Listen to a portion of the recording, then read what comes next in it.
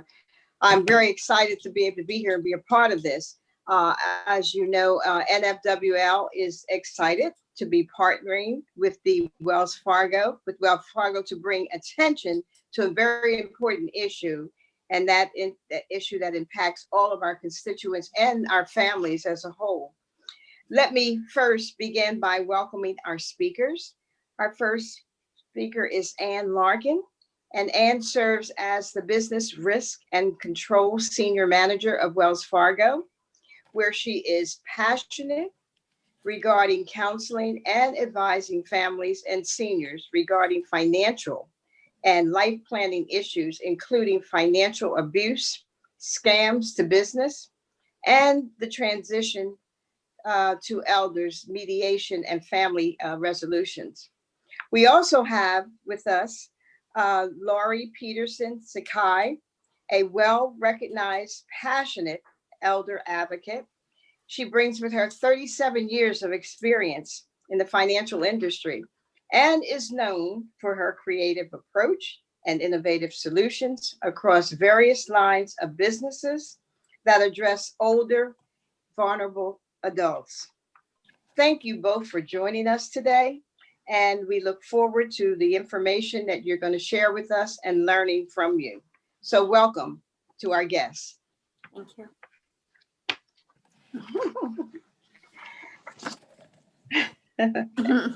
Hopefully our slides will pop up here for you. Okay.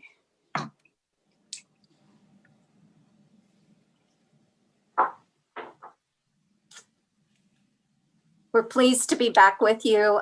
We had been with you on the annual conference in November of 2019. So I'll let Laurie take us off to start. Okay, well, we're going to be talking about a bunch of stuff today, but the number one thing is, why do we even talk about this topic, right? When we talk about aging, if we talk about elders, there's many individuals out there that shy away from that. They would rather not have to talk about it. And what my role and what Ann and what we here at Wells Fargo, we're leaning into it. We need to have conversation. And part of what we know is that talking about it brings about conversation, understanding, and really it looks at the gaps that we know are there, whether we're talking about planning, whether we're talking about laws, regulations. There's so many different topics here in just when we talk about elder. So we thought we would start it off with a video that just kind of, it's a snapshot of just really of something that's pretty recent, and hopefully they can get that rolling so it kind of sets it up for us to talk about it.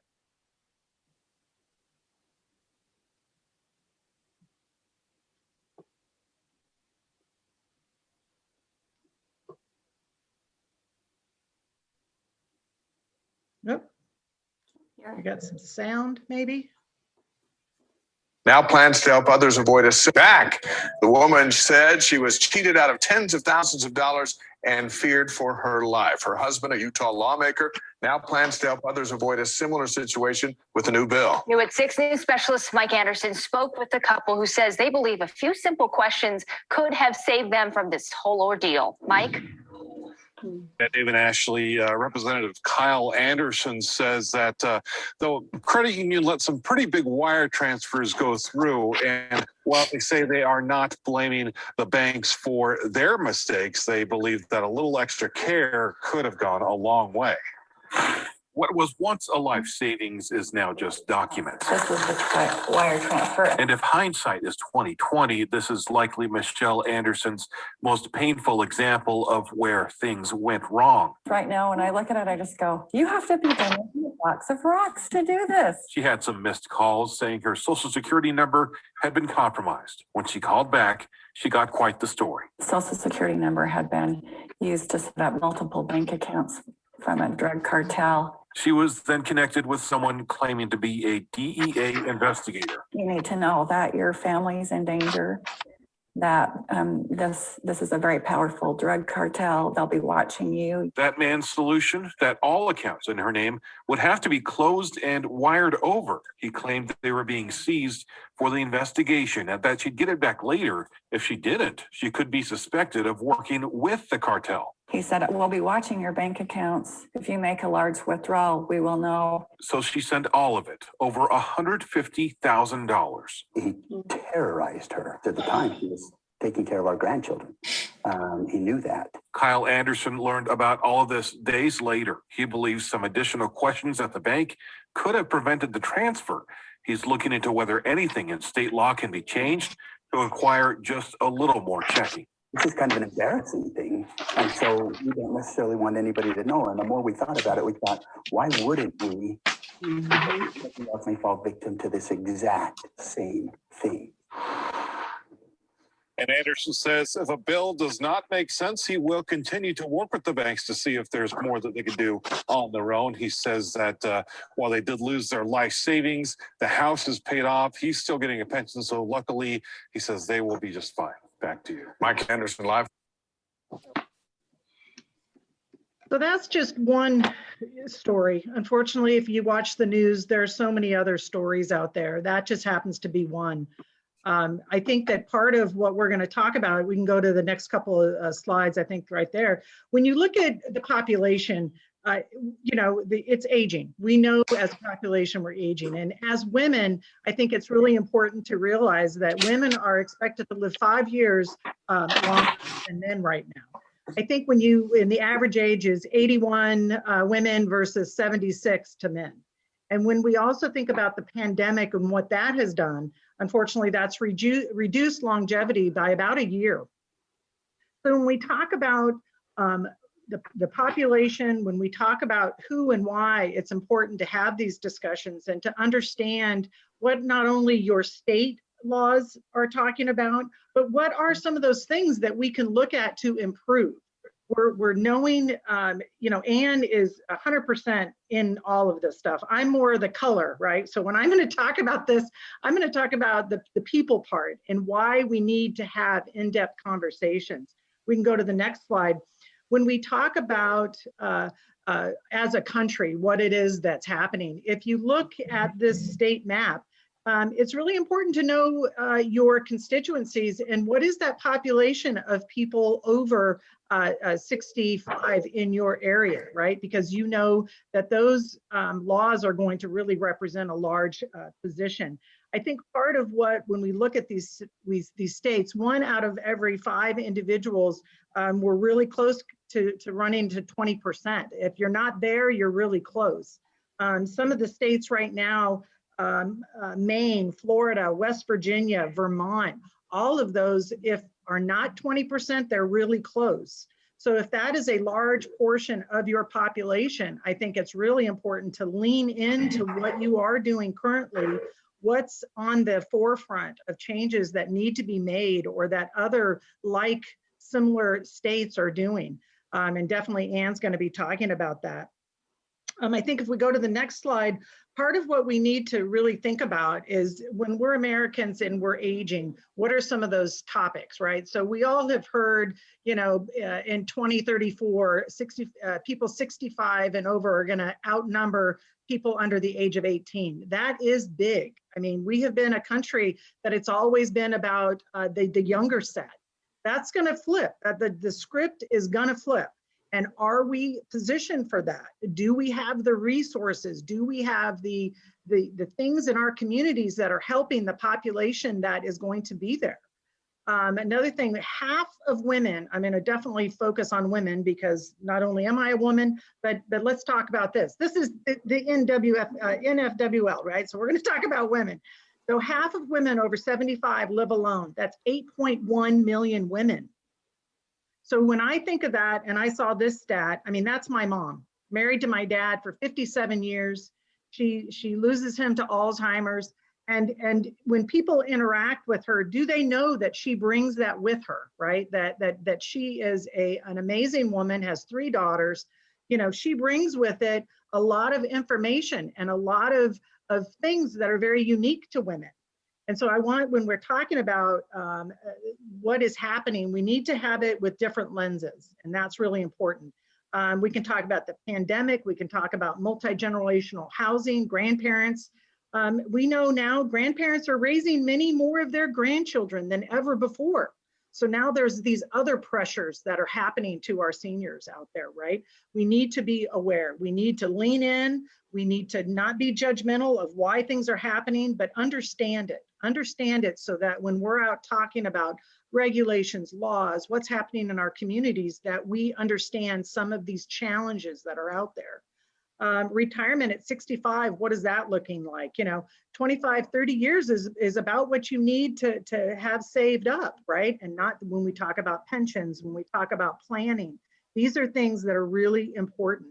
And, when you talk about COVID, but there's other things that happen. There can be falls, there can be health issues that maybe make you retire early. Are you prepared for those things? Having conversations with family members, with your loved ones is so important, because I know people don't like to put pressure on people about whatever, but it's important to have those conversations with family, because that is probably one of the biggest things that we can do, is to talk about aging. We'll go to the next slide. I think one of the other things that we want to make sure is that we understand elder financial exploitation isn't something new. It's been happening for years and years and years. But what we do know is happening is that our seniors do have more money. They're starting, whether it's pensions, whether it's retirement, whether it's their checks that are coming in. So they are being targeted for many different things. Whether we're talking about online dating scams, whether we're talking about gift card scams, one of the ones we're seeing here that breaks my heart is the pet adoption scams, if you've seen that lately. So there's a lot of different things that are targeted just for a specific group, because what they're trying to do, the scammers out there, the ones that people know and people they don't know. So this could be family, it could be a neighbor or a stranger. There's all different types, but they're trying to get into their heart, right? It's trying to make them do something, whether it's give them money, give them love, attention. There's all different types of things that are out there. Adults 65 and over have lost more dollars to fraudsters than any other group. Now, one of the things that's out there is they say, oh, the millennials or the Gen Xers, they're scammed more. Yes, they probably are. And the numbers do show that. But the problem is that they don't have as much money as our seniors have. So maybe, when you total up how much a young person has had fraud against them or scams, the number's less. And the other thing we need to talk about is time horizon. We need to talk about recovery. Somebody that's younger has more time to recover those funds. Seniors, unfortunately, their time horizon's not there to recover that. So we'll go to the next slide. But part of what we want to know is why are seniors more vulnerable? There's a lot of different things. I think it's sad, but it's true. They do have more time on their hands, right? Sometimes it's that they're at home. So they're picking up the phone. They're answering the door. They're doing things that get them into that space to happen. Unfortunately, when we talk about Facebook, when we talk about social media and different types of technology, perhaps some seniors aren't as aware of some of those types of scams by clicking on different types of links and things and are unaware of malware. So we really need to educate is what this is all about. Getting out there, having conversation, and giving them that information to protect themselves and their loved ones. I'm going to switch over to the next slide because I know Ann has a lot of information.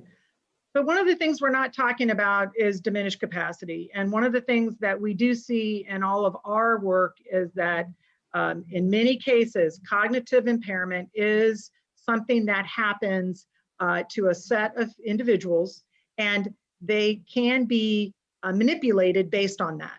So if we're not having the conversation about it, we're missing opportunities to help protect.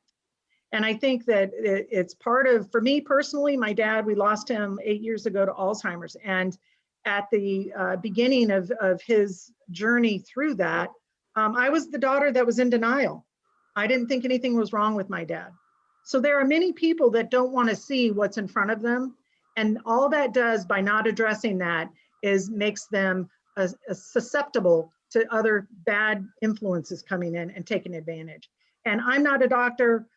Bankers aren't doctors. Many people are not doctors. So we are not asking for people to give diagnosis. But what we do want to know is at some point things can happen in a person's life, and that goes across the age spectrum. that we need to be more aware when people are making decisions that aren't normal for them. What are those abnormal decision making? And why it's important not to make a diagnosis, because the same kind of behaviors happen when somebody has a medication reaction, they have a health issue, poor nutrition, infection, lack of sleep. So part of it is just to recognize when somebody is not acting right.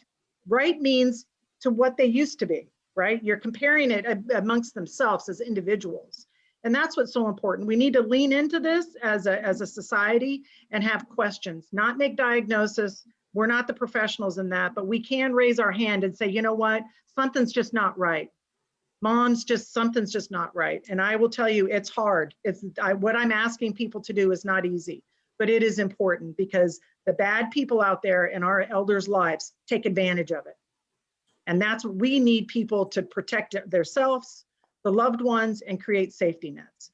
So with that, I think the next slide, if I am on target, I believe the next one, yes, I'm good. Okay. So I'm going to hand it to Ann. Thank you, Lori. What we're going to talk about then, now that we've set the stage for you and seen one of your fellow brethren working in the Utah legislature, that his own family lost $150,000 to a scammer. And there are so many issues. What do we do presently?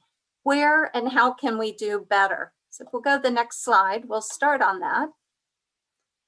There was a survey that was done, or a teaching actually, that was done in cooperation between AARP, ARP, and Virginia Tech.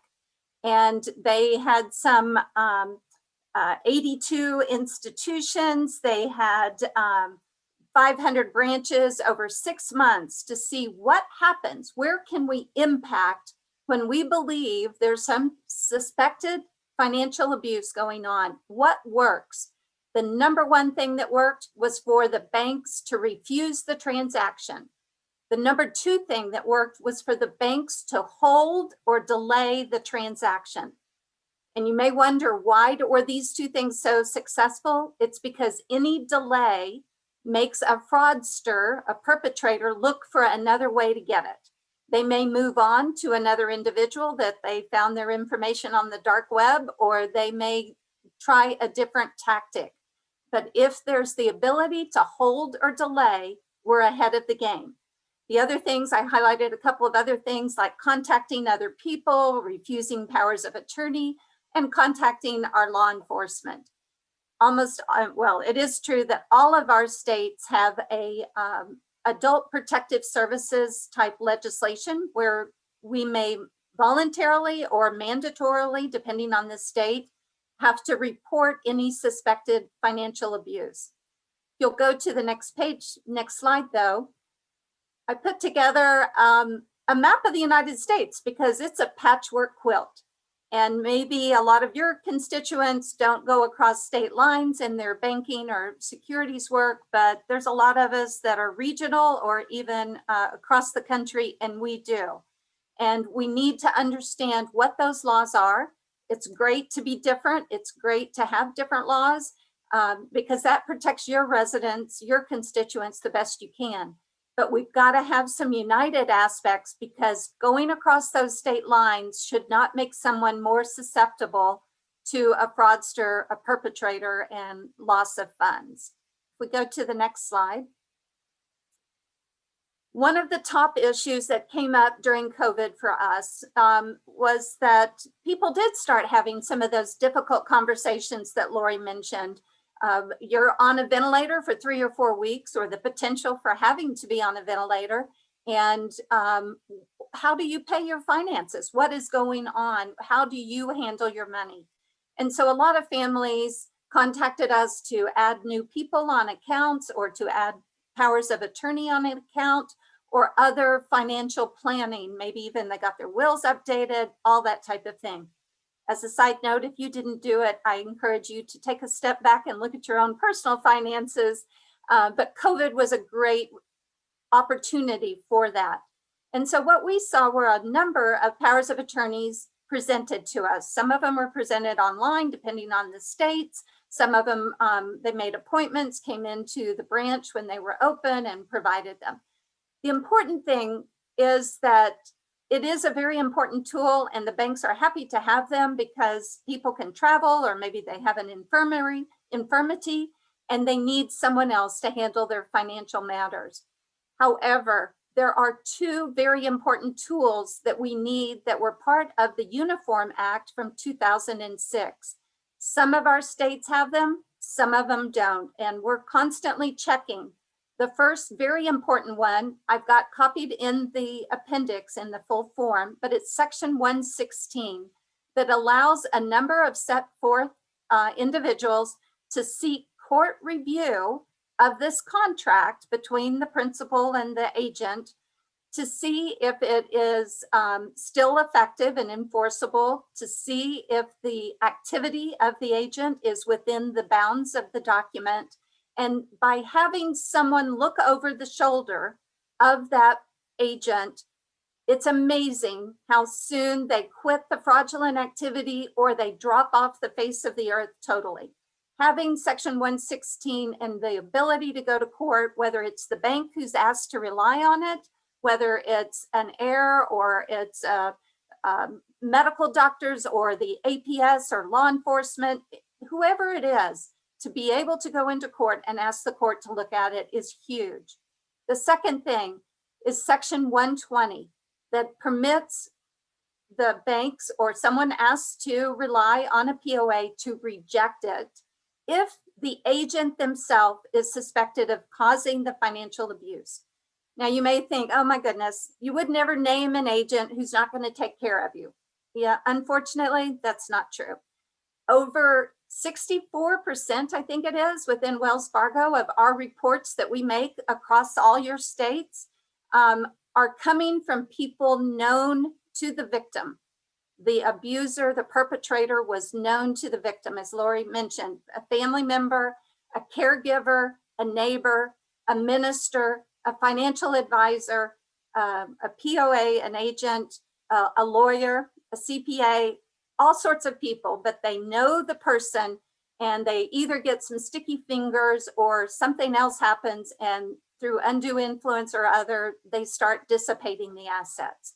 So it's very important that if we believe this agent is constantly feeding, interrupting the customer, telling them what to ask for, whatever it is, we know that this doesn't smell right. This is not where this person did their banking through the years. We need that section 120 to say, time out, we are going to reject it.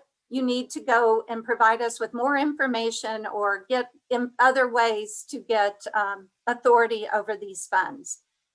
As of what I was checking just yesterday, I think there are still 13 states that need both of these sections. And it would be so helpful if you would check your laws and incorporate them, fix them to work for whatever works in your state. But these two sections are very important to deal with what otherwise is an unchecked contract between an elder and who they name as an agent.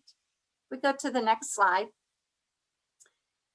This is another very important tool, and those of you from Washington, I'm calling you out because you've started it off. Back in 2010, you passed the first bit of legislation that said, hey, if a financial institution believes there is some financial abuse going on, they can pause the transaction and they won't be subject to litigation because of taking a moment to look at it. The reason this is so important, all of our processes in banking are speeding up. The Fed has even some newer processes coming out where ACHs and transfers are clearing the same day instead of having any time to be able to recall if there's an issue with the transaction. So having this legislation that says if you report it to a state agency, most of the time it's the Adult Protective Services, and you have a good faith belief that there's something going on here, you may temporarily hold or delay this transaction or disbursement. The reason we need it is under UCC law, for those of you who are lawyers, holds and delays, you have to process presented transactions as quickly as possible, and this is important to have as legislation. We, over the last 10 years, have had 6 other states follow. And then the best news through COVID, we had 4 states that got their legislation through. And you'll note Utah was one of them. That was where the senator or the representative was from. We now have 20% of our states, I think it's 11 states that have this tool. It's been around for a while. Some of your fellow states have already had it. I encourage you to look at it and consider it. I know there's a number of you that have some pending legislation, and I don't want to step on your toes. I'm hopeful you'll get it across the finish line in 2021. If we go to the next slide, what you may also think, though, is that we have a big push that was done through the securities commissioners and the securities world. And it's a very similar law, but it's only limited to broker-dealer firms, your brokerage firms, your registered investment advisors, and in some states, insurance companies. It leaves out the bank. So if I liquidate my assets in my investment account because I bought into whatever the fraudster, the perpetrator wants me to do, and now I hand it over to my checking account so that I can transfer it, I've lost all that protection that the report and hold laws for the broker dealers have given me. These are fabulous laws. I'm thrilled to have 32 states that have them. If you don't see your state green, you might want to consider that. I do call out, though, Nebraska and North Carolina, you have the financial institution laws, so you should maybe be green, but yours is broader. Yours is really back on the other page. But at the same time, if you have had this law in place, there is a number of advancements that needs to happen. Our North American securities administrators initially had some support for a uniform law back in 2016. And we are now 5 years later working with this law. We know of a few things such as don't limit it just to disbursements, me paying out money. Enlarge it to include transactions, which means you could stop it if I ask you to liquidate out of my pension account.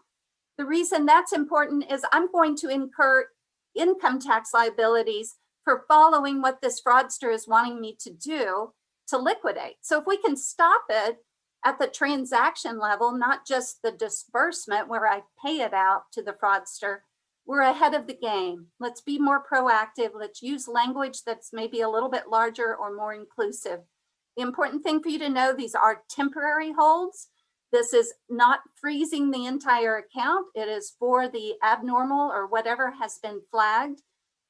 And there is usually notice provisions that certainly if there's a joint owner or if there are other people either reasonably associated with the account or the individual has designated some people, which we call a trusted contact designation. Many of these legislative attempts have incorporated that you must give some notice. So the banks are not out there just running wild, freezing people's accounts. We still would be liable for any bad faith or other activities, but it's when we see something, we're trying to say something. Let us raise our hand. Help us in that endeavor. If we go to the next slide. We only had 45 minutes today. And as you can tell, Lori and I could probably fill a half a day with you, but we need more help desperately. And if we go to the next slide, the things I want to encourage you is to add your state to the fight, add your state to the maps, expand, extend those report and hold legislation, help. Here's some of the things that if you've already got it, update your older statutes. Second thing is looking at your Uniform Power of Attorney Act, adding those 2 sections that would really help if you don't have them in your laws. But then there are some other things that aren't necessarily directly to us, but I will help ring the bell. And that's for your adult protective services, help fund them. They are looking after the residents. Oftentimes when we make a report, we may ask for a well check. It just doesn't seem right. The person's not responding, that type of thing. A number of states, their APS will be the ones that file the temporary guardianships when things are not right. Or they may also get the financial protection orders through the Attorney General's office or whoever that state uses. So know that we are trying to partner. Wells Fargo itself files or gets received from all of our different branches about 8,000 to 9,000 potential referrals a month. We work through those. We only file a little under half of those with the various states. But as you can imagine, we're just one of the large banks. The other large banks are doing this too. The industry can be flooding our APS folks. They need to substantiate the report and close the case in a certain number of days. And if they're running short-staffed, it doesn't help anybody. The other thing I want to suggest is help us maybe look into a national filing and data system. Many of the systems your APS groups are using were built off of the child welfare or domestic violence type system. And if we could have one that is over the nation for the elder, like they did with the child abuse, we could get reports to your state officials much more quickly. We found that through COVID because a lot of the fax machines and the personal telephone calls that are required otherwise, people weren't in the office to staff them, and we were having to come up with new ways to get our reports in. So if we could have one web form that everyone fills out and sends it through the system, kind of like our check processing system, it clears, it goes to the right place. Your agencies can pull them down, get to work on them. And we would have a reliable source for people to pull out data on how many cases, what type of data on losses, et cetera, is there. If we go to the next slide. There's a few more things that prosecuting your fraudsters, not punishing the victims. I did have some meetings this last year, actually 50 of them, with your adult protective service officials around the country. And I was saddened to hear several that told me we have the hardest time getting our DA or AG to take these types of cases. And that just encourages people to be bad actors further. There is a slide in our appendix about disinheriting convicted abusers.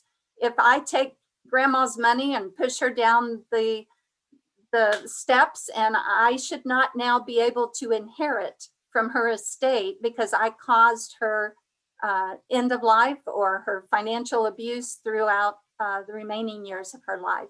So there are a handful of states that have looked into that and have been doing some work in that regard. The other thing is just reiterating what Lori mentioned about talk about it.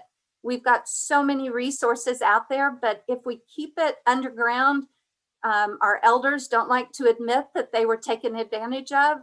They are afraid they will lose all their freedom. People will swoop in and tie them up in guardians, and that's not necessarily it. There could be lots of reasons. But if we don't partner in our multidisciplinary teams with law enforcement, with prosecutors, with adult protective services, your financial groups, all of those types of individuals that have an interest here, we're not going to get the word out as well. So we gave you a lot of resources in our appendix as to free resources, areas where we can work together for public service announcements, other things with your state. We go to the next slide. The big result, what we're looking for is for all of us to have great, healthy economies where we live, especially with the reopening from pandemic. And part of that will be making sure this wave of individuals that are aging have their financial resources to get them through the longevity years ahead. And if we let greed get the upper hand, we have re-victimizing, we have crossing of state lines, which means we need to involve the FBI and the Fed. And oftentimes the banks say, I quit. I can't deal with this person anymore. We're exiting the relationship. And all that does is pass the issue down the road to the next credit union, the next bank, or the person ends up becoming unbanked because no one wants to take on their issues. We know we're in a digital world these days. We still are with a lot of the remote work, but that is not going to go away.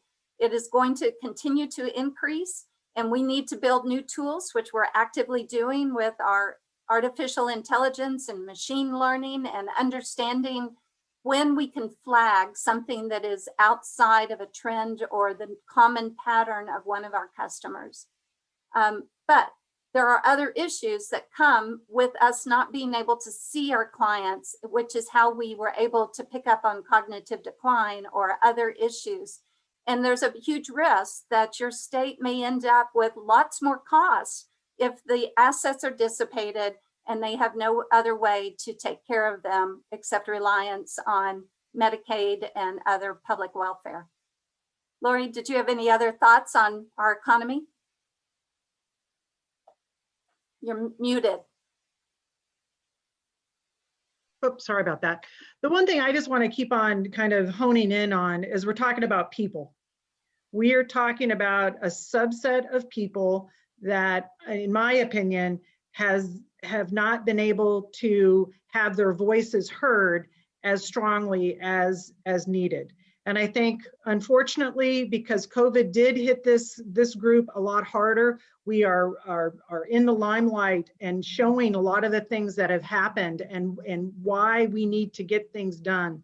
I think part of the issues is that we as a society, unfortunately, are shying away from aging. We do shy away from those tough conversations. So for me, COVID did put the spotlight on this group, and that's great. I just hope we use this momentum to make change and to do what we know we need to be done for not only the seniors in our life now, but for the ones on the pathway to that, right? So part of what I'm hoping that this does, and when we talk to folks like yourselves, is that we shine the light on what good things we have done in the past and how we can continue to be partners with you all and with our customers, our clients, our communities, and with the lawmakers to make a difference, because we can and we will. Thank you. I think we're at the end of our slides. There might be one or two more, Lori, if you don't. Okay, and I know we want to get to questions. Oh, my favorite quotes. I got to say my quotes. Coming together is a beginning. Keeping together is progress. Working together is success. That's from Henry Ford. This one down here is my most favorite. We don't accomplish anything in this world alone. Whatever happens is the result of the whole tapestry of one's life and all the weavings of individual threads from one to another that create something. I mean, we're all in this together, whether it's family, community, relationships, and I just love that we have this opportunity to kind of put it all together and share it. I think the next slide is all the appendices and many of the resources. We have some historical legislative things there that Anne has been using. So I just want to say thank you and look forward to questions. Okay. Great. And I do see we have some questions in the chat. Before we go to those, I'll turn it over to you, Representative Bolden, to kick us off. Okay, thank you so much. And I want to thank our guest speakers for such fantastic information. I know that in the state of Delaware in 2017 and 2018, there were two pieces of legislation that I was able to get through dealing with adult exploiting adults. And that came from personal experiences that I witnessed when I was on city council, as well as becoming a state legislator, where a person's deed, their family member put their name on their deed and then took all the equity out of their homes. And another one was talking about repairs. One of the biggest things I saw in creating this legislation, getting to my question, is those persons that are older, that are from inner cities, are uneducated as to what can be done and don't have the people that's there to be able to educate them and getting things done. So House Bill, the two House bills I did was 162, and that was done in 2018, and then House Bill 332 was done in 2018. Both of them adjusted through our Health and Adult Protective Services and our Attorney General's office to be able to prosecute those persons when they were reported. So my question is, are we looking into the types of things in terms of education, educating older adults as well in some form of suggestions or getting some legislation. Well, Anne, I think I'll take that one. Is that okay Sure. if I take that one? Part of what is important is educating not only the senior, but who's with the senior, right? So it's getting them across that continuum. Part of what we have done and what I think other financial firms should be doing is providing some of that literature and providing people like myself. I've done some Zooms over COVID to the active older adults through the YMCAs, through the silver sneaker groups. Part of it is providing it not just once, but twice, 3 times, looking at either religious social gathering groups, because people learn different ways. And I think when you have scenarios, when you have brochures, things that actually they can relate to, I find that is much more, they're ready for it, right? And one of the great things that I find is that when you have groups together, they share that information. So the FTC has a wonderful program that's called Pass It On. And it's free, it's downloadable, it has skits, it has handouts, and it's free. And part of that is making it free to them so that they can, in their communities, in their long-term care facilities, in their senior living, even door to door, wherever it is, you need to get it not just once, twice, maybe 3 times, that they understand it. And if there is a new scam out there, that they get that information of what that new scam looks like. You're right. On the education, it's ongoing. We had so many unemployment scams that money was being put into people's accounts. They didn't even make the claim.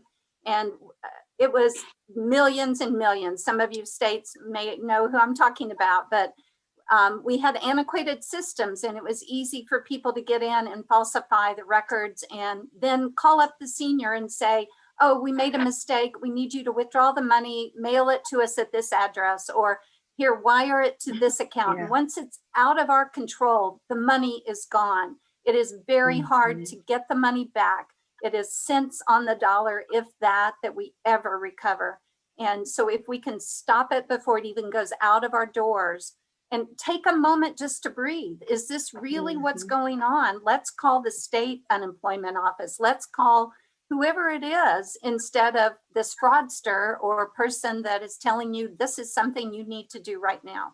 There's usually an immediacy. And if people can pause, talk to somebody, tell somebody else. And in fact, that would be one of my recommendations is everybody attending today, tell somebody else about today's presentation, because there are things we can do, but it starts with education. Yep. Thank you so much. Are there anyone on for any other questions? Yeah, I saw a couple of great ones from Representative Mitchell from Georgia. If you want to unmute yourself and take a moment. Sure.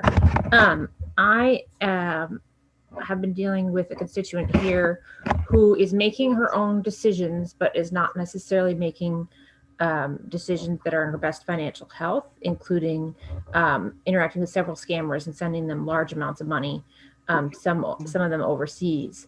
And in Georgia, there's actually no way that we are aware of to get her the protection she needs. However, I'm curious if some of these things like putting holds on transactions are something that can be done even if the initiator of the transaction is the senior themselves, or whether it has to be someone who's in a power of attorney situation.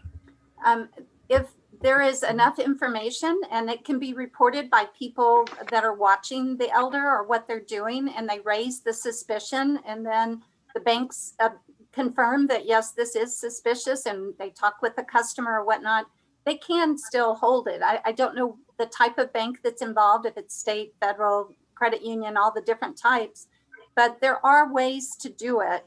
And your APS or other groups may also be able to go into court and get some type of financial protection order or get some type of temporary guardianship set up to figure out what's going on with your finances. And these romance scams, that has become the #1 area. And it's usually, it sounds horrible, it's someone in a military uniform that has a stock photo, Even if you look them up, reverse look them up on Google, oftentimes those photos have been associated with frauds, and the individual will still not believe that they are defrauding them because they are so sophisticated, this fraudster, in the story they tell them and how they get them to trust. We've had the situation where they said, oh yeah, my identity got stolen and my picture is the one they're using now. But I got left behind in Afghanistan and I'm trying to get back to the United States. I really need you to wire me this money. Well, you and I both know our Department of Defense leaves nobody behind. They will always have a return ticket back to the US. So when their time is up, the US will pay for their transport, not an individual. So it's needing to reality test, but I will tell you at the bank side, we get lied to a lot. This wire is for my family in wherever, and they're having some emergency surgery over there or whatnot.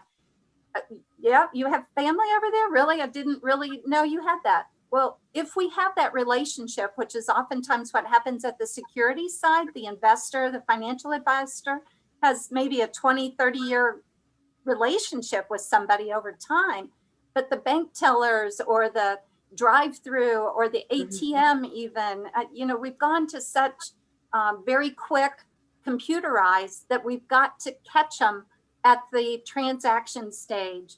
And I know at Wells Fargo, we have started trying to get into most of our customer agreements, some type of language that if we are concerned about fraud, we will stop it until we are satisfied as to what's going on. It behooves everybody to stop it, because I will tell you, the people that come in complaining later, it's not the senior, they're embarrassed because they found out it was a fraud, but it's the heirs, it's the family members who were going to inherit that money. And they come in to Wells Fargo saying, well, you should have known, you should have. Well, how could we know when your mother's lying to us, or you're there helping them do the transaction on the computer and you cut out all your brothers and sisters when you took all the money? It's a very difficult proposition. So the more tools we can have, depending on whatever situation is facing us. You have a great individual, David Blake, who runs a multidisciplinary group. He does quarterly trainings of all of his APS folks, and they're very involved in the financial side. I would like to see some of these tools, though, on your legislative side. So I'm happy to put you in contact with other people, and maybe there's some more things you can do there. That'd be great. That's you hit exactly on the head with the scenario. But the thing is, people don't necessarily learn from the first time. They also make this mistake, right? So you'll see 3 or 4 or 5 times, and eventually families stop helping because it's just too hard to fight that battle 4 times in a row. So then people are really all alone, and it's only the bank and the individual in the situation, and we don't have tools at that point. Right. Right. And what's hard is that many times this stems from loneliness, isolation. There's a gap that's happened in their lives. So part of that is making sure that we look at what that is when a senior is becoming more vulnerable. How is it if it's a widow or if it's somebody isolated, what is it as a community that we can do to kind of close that gap and give them other ways to seek that conversation? Because many times these people are spending hours and hours FaceTiming, Skyping, having conversation, and that's what they feel so emotionally attached to that individual, because it's a relationship. It truly is. But it's tough. I know that we've gone over our time. We're happy to stay and answer questions. I don't know if that's the National Foundation's attitude, but I know at the back of our deck, which they will send out to you, has our contact information as well. And to the extent that we can put you in touch with people that we've built networks with or whatnot, we're happy to do that.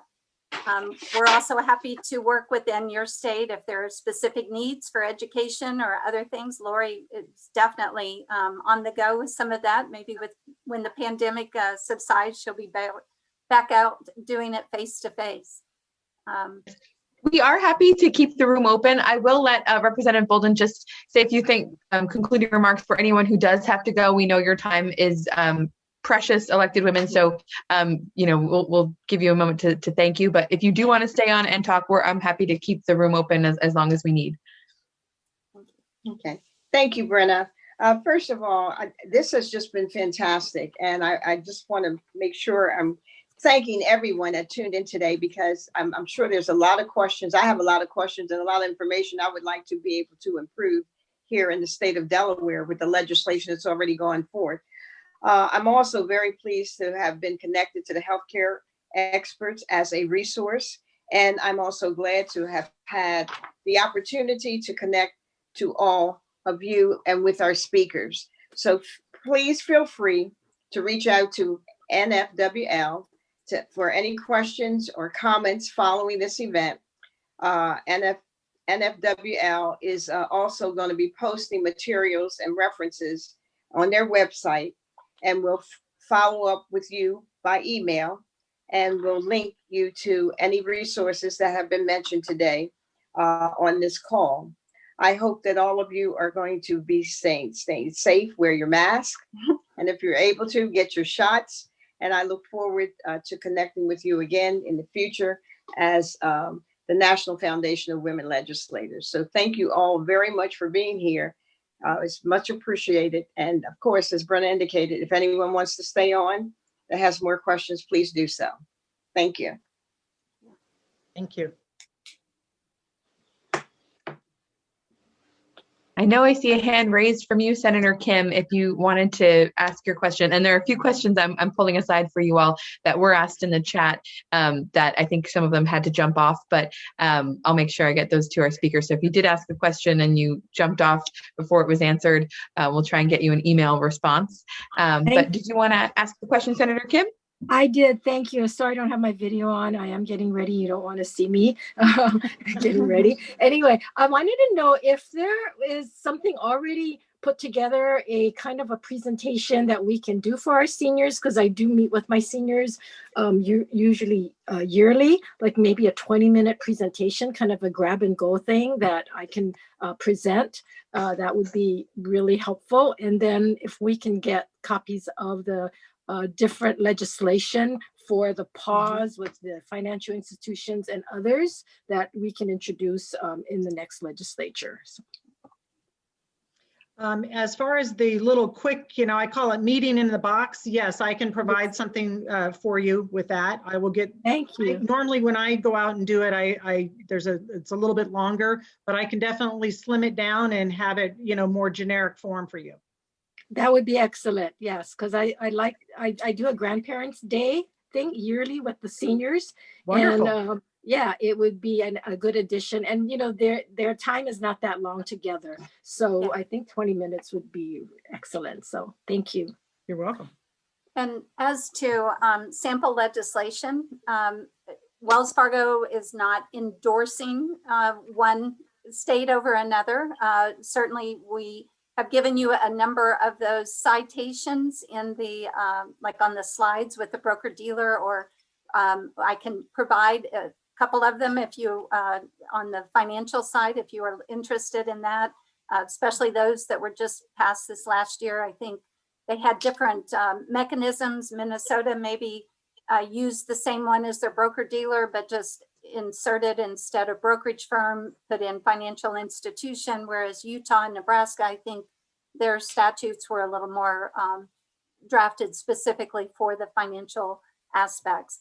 I also put in the presentation the legislative information for the POA legislation. So that's already in there. But Don, I'm happy to work with you. FINRA on the security side has some other language on the hold, that if you hold from a brokerage standpoint, and they, as well as the national or the North American Securities Group, securities administrators, are looking at revising the rules or the uniform language on the security side to update it with a number of these aspects. But do know that once it's been introduced, we will help, even if you want to run it through before it's being introduced. But we work a lot with our government relations folks, and often will comment or work with banking associations and other groups to see where we can come out on this legislation. Great. that would be very helpful. It'd be also helpful to see what some of the legislation that was already passed and what are some of the experiences we can learn from and maybe adjust the legislation. Hawaii certainly has some unique nuances. So how we can adapt it accordingly. And certainly I noticed on the map that we didn't have any kind of legislations thus far. So we need to do something. Take heart that you have some that's pending. It was pending in 2020 and got shut down by the pandemic. It is currently pending. And the last word I heard was that they think it may get across the line this year. Oh. So you've got some bills and I can send those to you afterwards. Yes, could you? So I could make sure that. I wasn't sure what state you were with. That's terrific. Yeah. Friday is our deadline to make sure everything gets passed. So Okay. yeah, I will get that to you tonight. Okay, if I have thank your you. email, I'm not sure, maybe they can provide that in the chat or however you want to, through Yeah. National Okay. Foundation. Yes, we'll do that. Thank you so much. Uh-huh.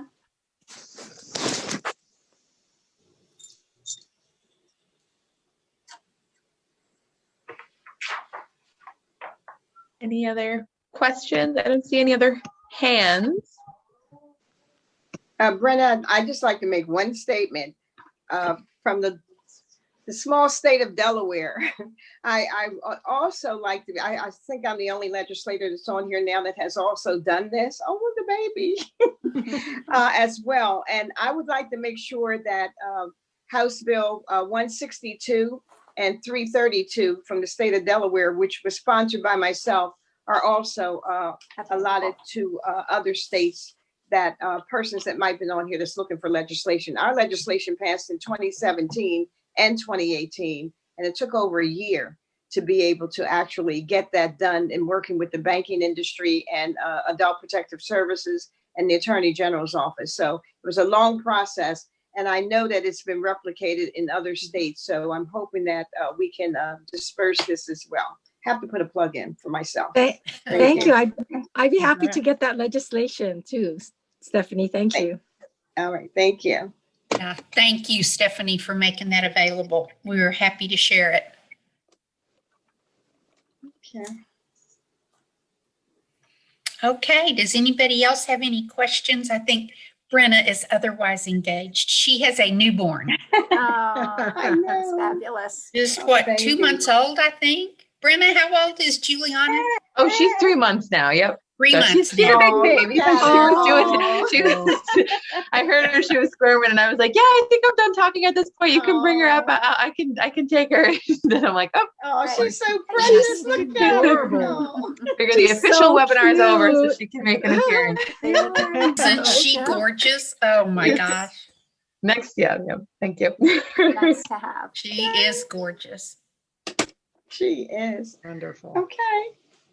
Well, thank you all. And if there are other questions you want to submit to us later, Brianna, that would be great. So. Yeah, I want to know about the power of attorney one. I know because that's the part that's missing here. So, and I was just on the phone with Attorney General, and they were very interested in that. Good. So I'll get that part of the slide, that information, and try to add that. Because we're out of session, we go back in 2 weeks, so give me a chance. Perfect. Well, thank you for everything everybody does out there. Being advocates for us, for seniors is just amazing. So thank you. Yes. Thank you. Mm-hmm. Yes. Thank you guys. Appreciate Join it. with you. Thank Yeah. you. Thank All you. Thank you all. Thank you, Lori Uh-huh. and Ann. It was good to see you guys again.